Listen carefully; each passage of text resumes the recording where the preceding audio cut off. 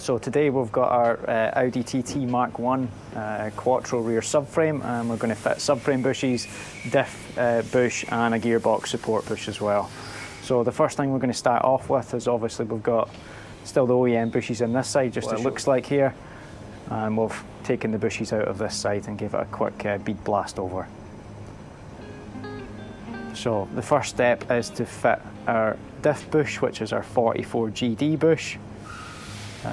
This needs to be fitted first in with the diff cradle, as once it's all together, if you put the subframe bush in first, you won't be able to get the bolt in and torque it up. So for the diff bush, it's as simple as going to the hole and pushing the bush in. If we just flip it up, the tube is a step tube with a counter bore, and it just simply pushes in from the back. And you'll see it's now flush this side and flush that side. The bolts that you use, again, just the OEM bolts that you would have pulled out, something like that. These sit inside here, inside the counter bore, like so.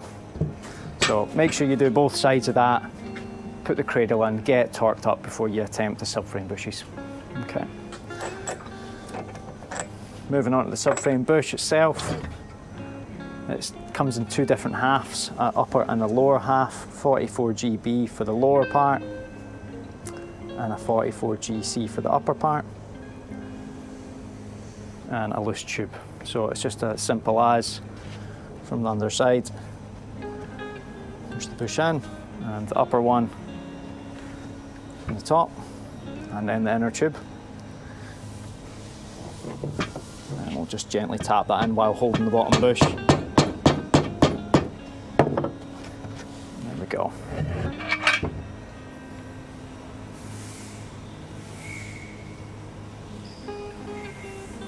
And it's just the exact same all the way around for all four points.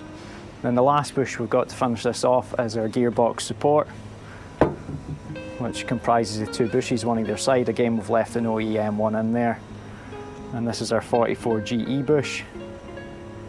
Again, very similar to the diff bush, where we've got a recessed tube, a step tube to go inside it, and a counter bore for the bolt to sit in. So this is literally just a case of pushing from the outside to the inside until fully seated, and then the tube.